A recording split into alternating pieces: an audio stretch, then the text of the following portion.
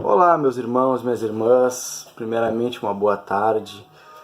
Gostaria de falar que é um enorme prazer estar compartilhando a palavra de Deus com vocês nesse dia.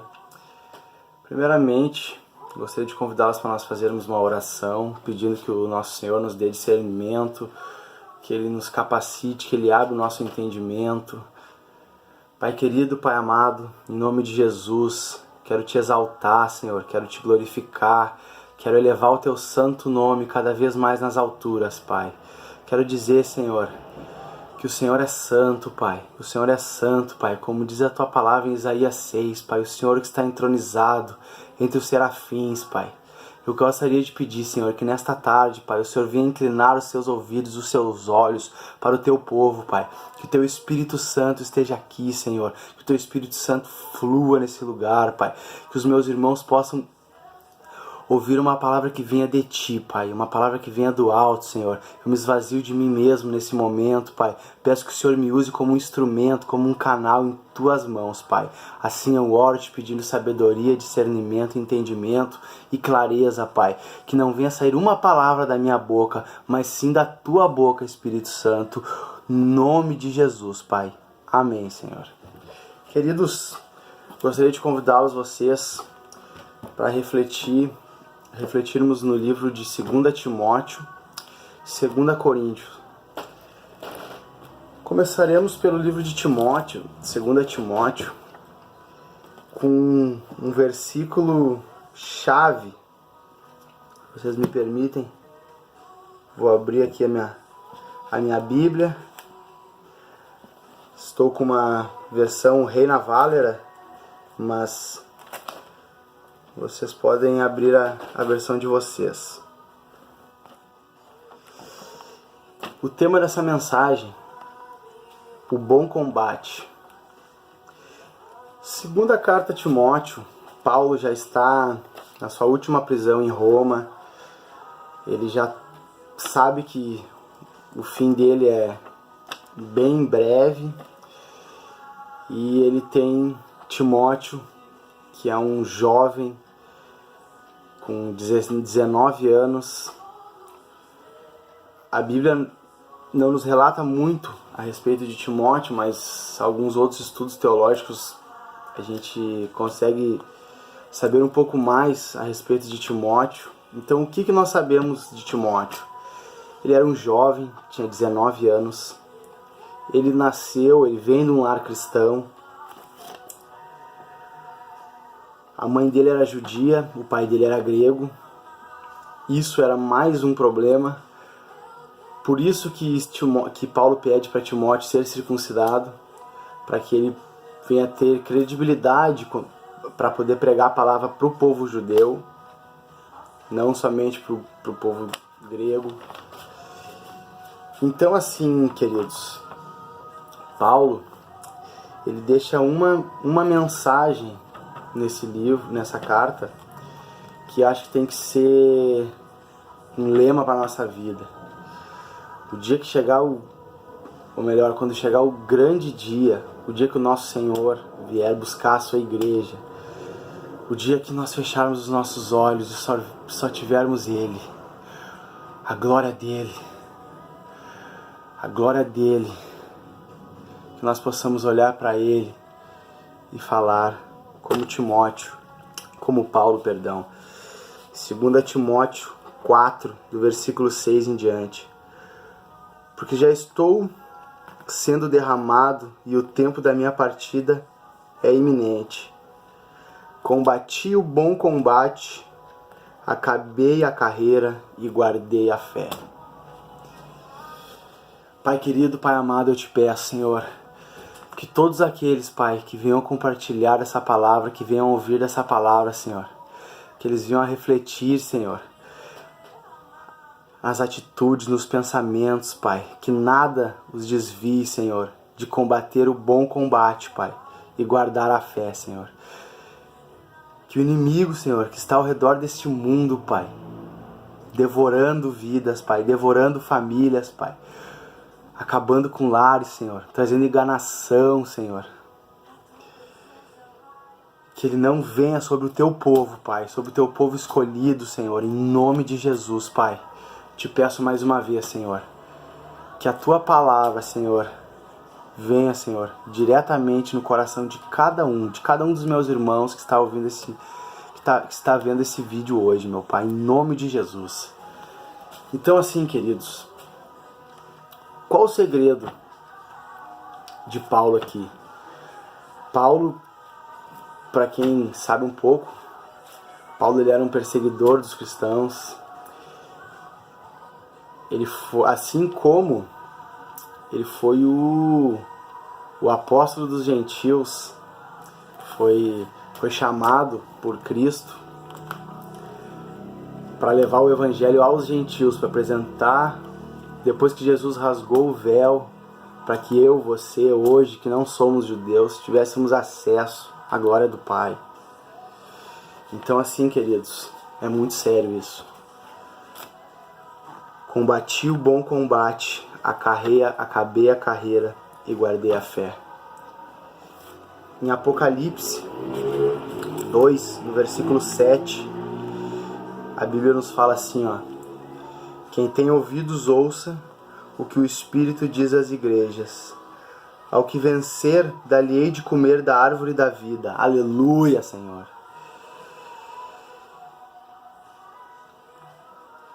A qual está no meio do paraíso de Deus. Então, assim, nós temos duas opções como igreja. Nós optamos por fechar os nossos olhos, nos agarrar na palavra de Deus, obedecer a palavra de Deus e combater o bom combate, guardar a fé e subirmos para a árvore da vida. A Bíblia nos relata que nós vamos para os seios de Abraão. Irmãos, imaginem, a vida terrena é tão curta, queridos, para nós jogarmos para o alto, para nós perdermos toda a eternidade. A palavra de Isaías 6, ela nos relata a visão do trono de Deus. Diariamente eu medito nessa palavra. Quando o pecado bate à minha porta, eu fecho os meus olhos e imagino os serafins, os anciões, todos adorando a fumaça, a glória de Deus, cantando Santo, Santo, Santo é o Senhor dos Exércitos. Igreja, isso tem que ser um combustível na nossa fé, igreja. Nunca esteve tão próximo da vida do nosso Senhor. Não é brincadeira. Qualquer estudo escatológico hoje, que você for ir mais a fundo, sendo pré-milenista, mid-tribulacionista, pós, o quinto selo já foi aberto, igreja. O quinto selo do Apocalipse já foi aberto, igreja. Então, torno a dizer, quem tem ouvidos, ouça o que o Espírito diz às igrejas. Queridos, vamos refletir em todo o sofrimento que nosso Senhor teve para que eu e você estivéssemos aqui hoje. Então nós precisamos valorizar isso. E é exatamente essa mensagem que Paulo precisa deixar para Timóteo. No mundo tereis aflições, mas Timóteo, eu venci, tu vai vencer também, Timóteo. Timóteo, combati o bom combate, acabei a carreira e guardei a fé. Agora, queridos, queria compartilhar uma outra palavra com vocês. Ou melhor, seguindo nessa mesma carta de 2 Timóteo, quais eram os problemas que lá naquela época Paulo já sofria, e é o problema que a igreja sofre hoje. São os mesmos problemas. As falsas doutrinas Querido, eu gostaria de pedir para você que é um líder, para você que está à frente de uma igreja, não sei qual a situação que você se encontra hoje.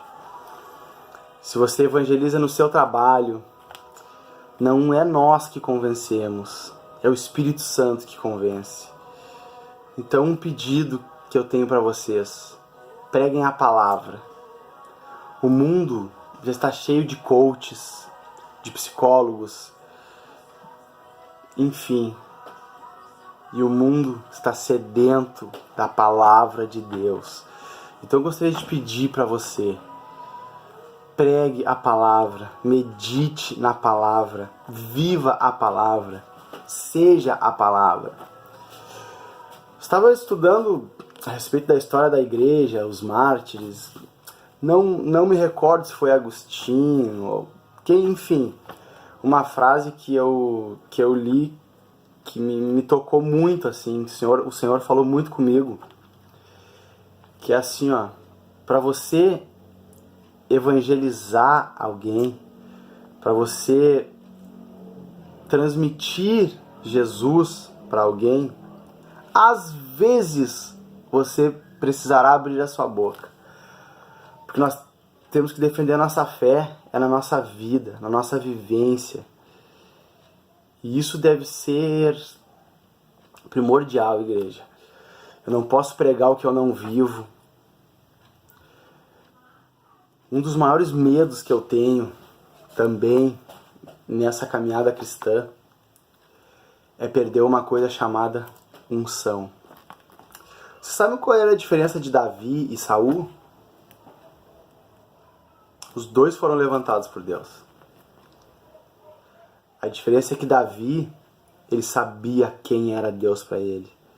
Quando Davi chega em Jerusalém com a Arca da Aliança, dançando, pulando, Mical, que era sua esposa, filha de Saul,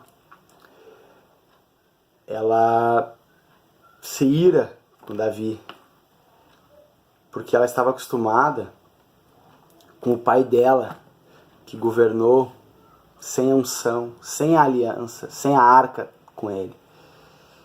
E Davi sabia de onde Deus tirou ele, assim como eu sei de onde Deus me tirou, assim como você sabe de onde Deus me tirou você, perdão.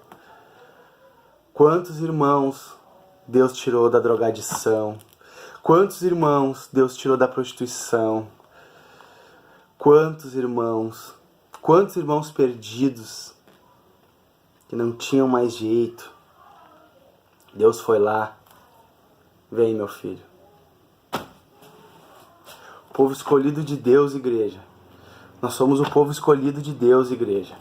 Nós temos que vivenciar, nós temos que defender a nossa apologética. As pessoas precisam ver Jesus na nossa vida, igreja. Gostaria de convidá-los a abrir a palavra de Deus no livro de Isaías. Quero ler um versículo bem rapidamente. Isaías 55.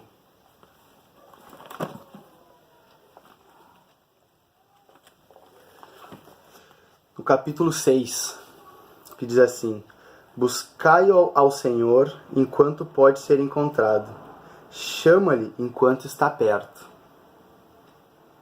Queridos, vamos aproveitar enquanto o Espírito Santo está aqui, enquanto Deus está assoprando aos nossos ouvidos, enquanto Deus está nos guiando, nos direcionando, nos convencendo do pecado.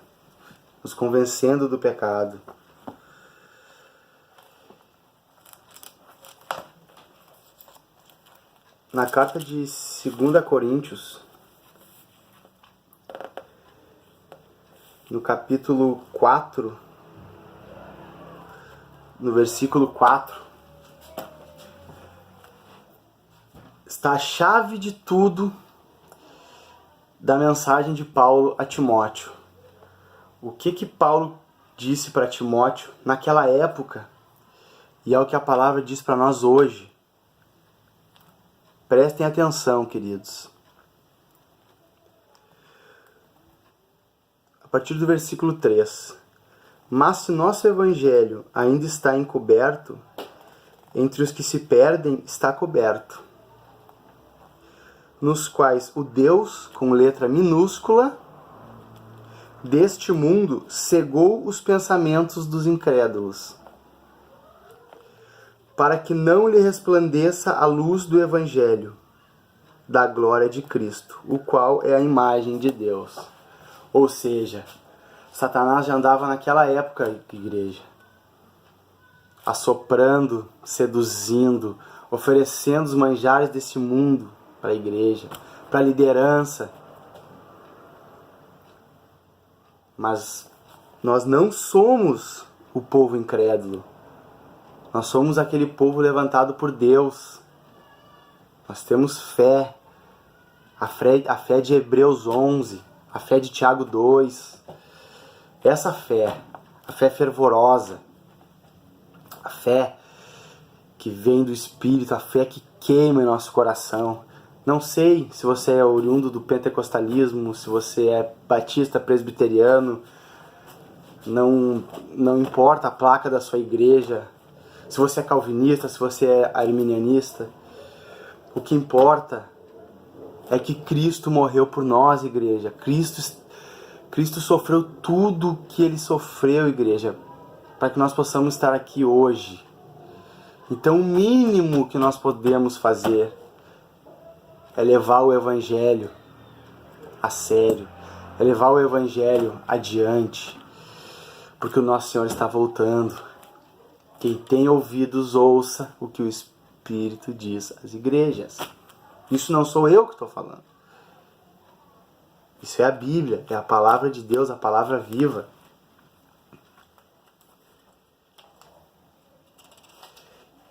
E para nós encurtarmos esse vídeo, não pretendo me estender muito mais, Timóteo, ele foi firme. Timóteo, ele aguentou a pressão. Após a morte de Paulo, Timóteo foi fiel ao Evangelho. As aflições vieram. O Deus deste mundo cegou o pensamento de muitos incrédulos, como diz aqui na carta aos Coríntios. Mas a glória de Deus, ela sobrepôs a vida de Timóteo, ela sobrepôs a minha vida, a sua vida, querido. Então nós precisamos viver esse evangelho puro, esse evangelho simples. Encerrando o comentário a respeito da segunda carta a Timóteo. Timóteo foi um dos mártires da igreja, apesar de pouca gente saber. Alguns estudos teológicos, a Bíblia não nos relata, mas temos vários estudos paralelos que nos relatam que Timóteo ele foi apedrejado ao tentar impedir uma procissão, uma passeata pagã na cidade de Éfeso.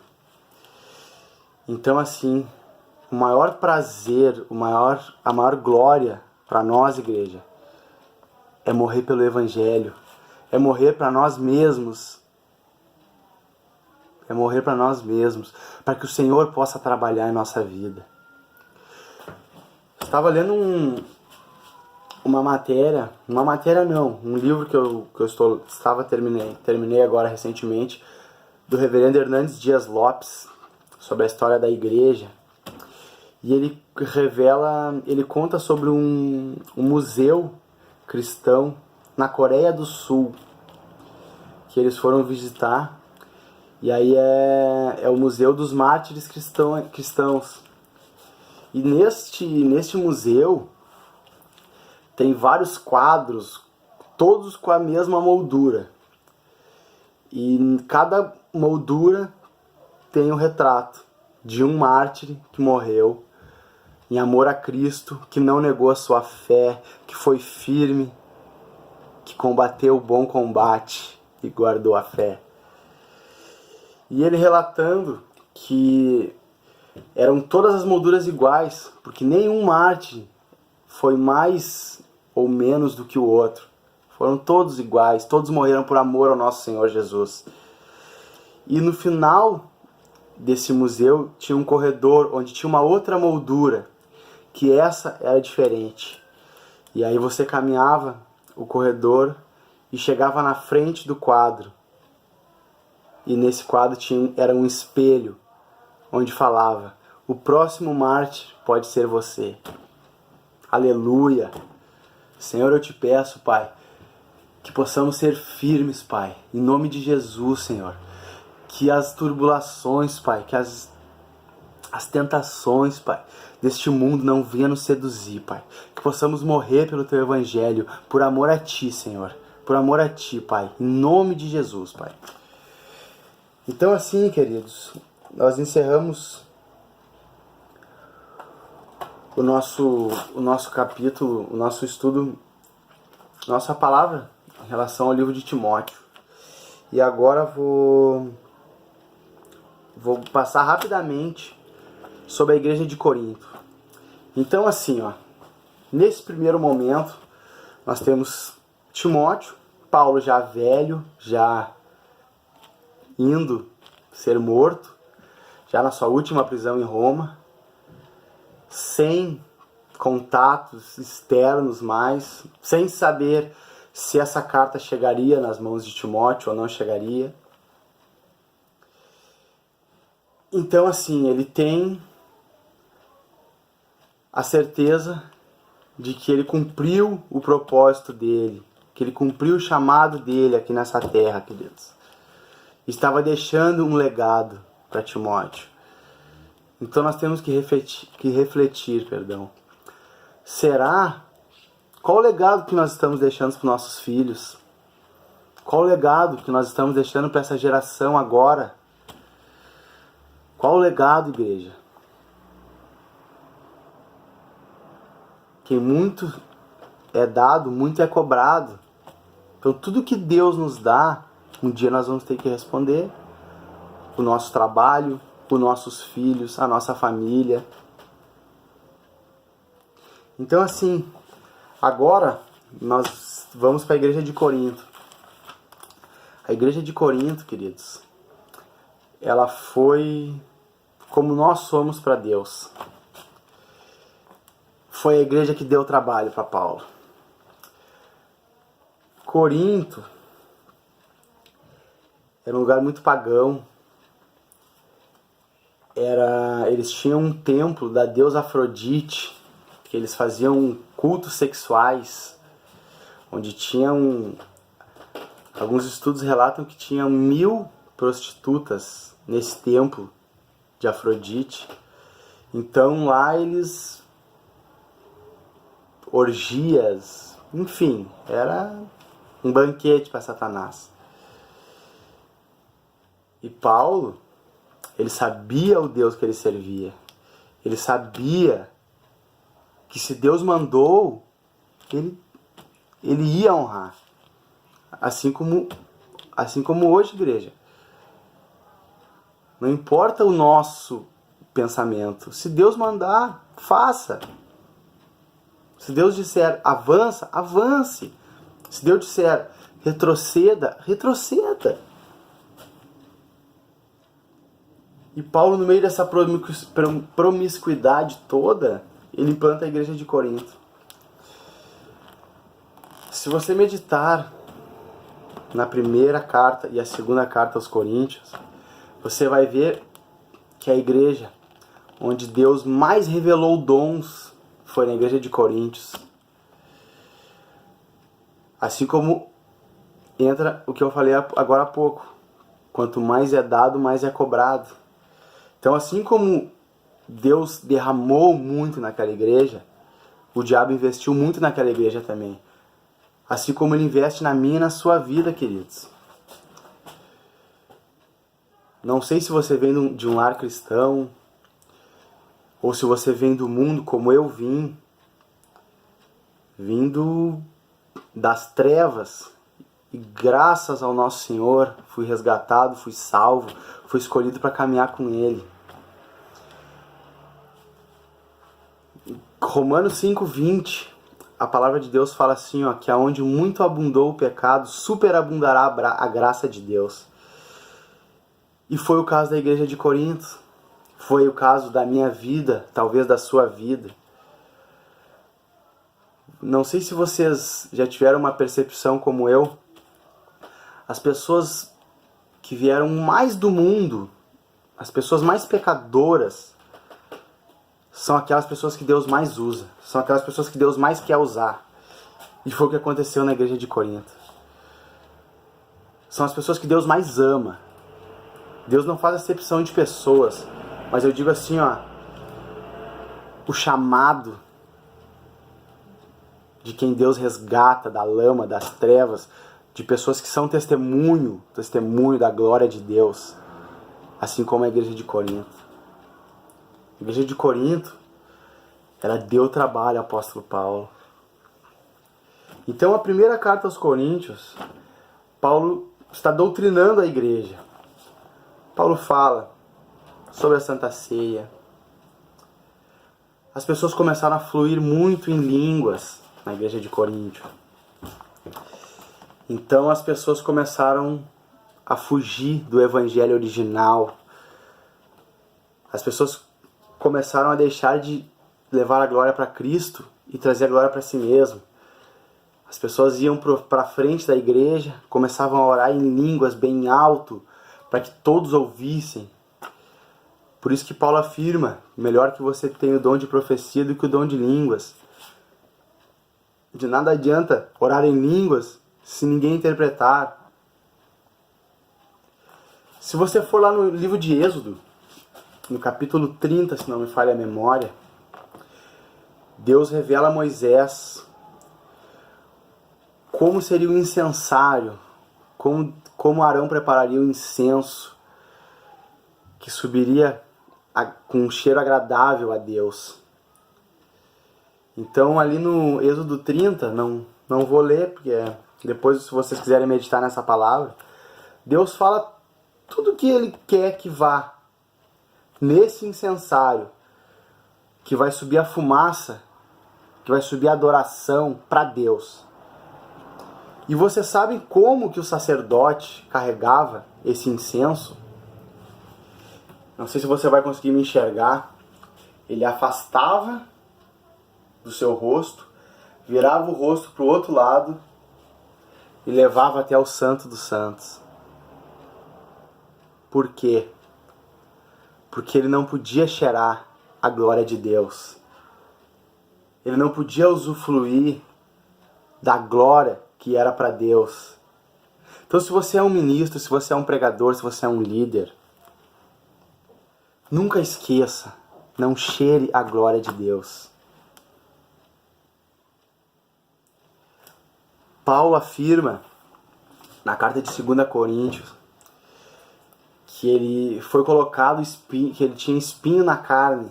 Alguns estudos relatam que esse espinho na carne era um mensageiro de Satanás que o atormentava, para que ele não caísse na soberba. Porque o diabo é sutil, igreja. Então, hoje em dia, títulos é muito fácil de você cair numa soberba, de você trazer, de você cheirar um incenso que não é seu, é de Deus. Tudo vem dele, tudo volta para ele. Então, se você prega na sua igreja, se você prega na sua célula, se você prega numa praça, enfim, quando as pessoas chegarem para você, que palavra que você trouxe, você tem a unção. Não. O incenso é dele. Ele cheira. Ele recebe a honra. Ele é o único digno de abrir o livro.